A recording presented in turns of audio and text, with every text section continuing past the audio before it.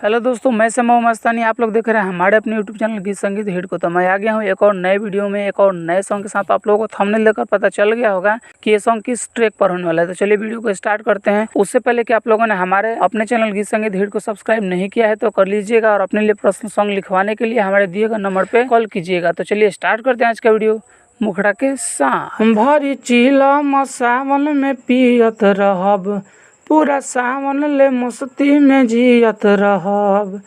भरी चिलम सावन में पियत रहब, पूरा सावन ले मस्ती में जियत रहब।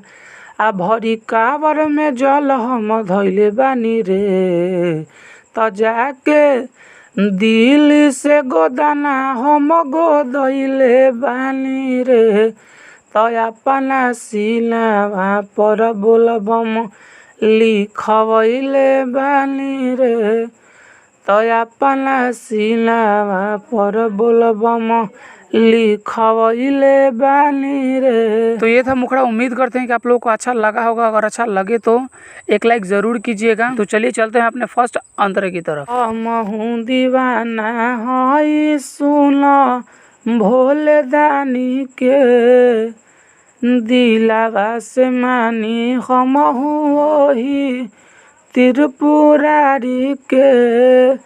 हमहू दीवाना हई सुन भोले दानी के, दिलावा से मानी हमहू वही त्रिपुरारी के।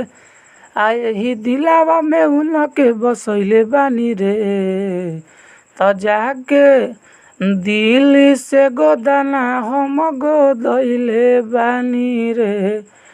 तो अपना सीनावा पर बोलबम लिखवैले बानी रे, तो अपना सीनावा पर बोलबम लिखवैले बानी रे। हमारा फर्स्ट अंतरा। उम्मीद करते हैं कि आप लोगों को बहुत ही अच्छा लग रहा होगा। अच्छा लगे तो एक लाइक ज़रूर कीजिएगा और चैनल को सब्सक्राइब कर दीजिएगा।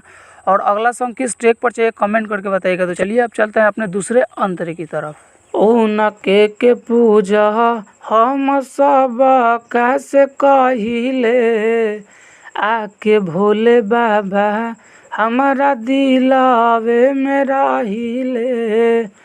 उनके पूजा हम सब कैसे कहिले, आके भोले बाबा हमारा दिलावा में रहिले। आ श्याम बाबू मस्तानी के देखैले बानी रे, त जाके दिल से गोदाना हम गोदैले बानी रे। तो अपना सीनावा पर बोलबम लिखवैले बानी रे, तो अपना सीनावा पर बोलबम लिखवैले बानी रे। तो ये था हमारा पूरा सॉन्ग। अगर आप लोगों को अच्छा लगा होगा तो लाइक कर दीजिएगा, और ऐसे ही ढेर सारे सॉन्ग पाने के लिए हमारे यूट्यूब चैनल गीत संगीत हिट को सब्सक्राइब जरूर कर लीजिएगा। और आप अपने लिए पर्सनल सॉन्ग लिखवाना चाहते हैं तो हमारे दिए गए नंबर पर कॉल कीजिएगा। तो चलिए मैं जाते जाते यही कहूँगा कि गाइए और हिट हो जाइए। तब तक के लिए मिलते हैं किसी दूसरे वीडियो में किसी दूसरे सॉन्ग के साथ। तब तक के लिए नमस्कार।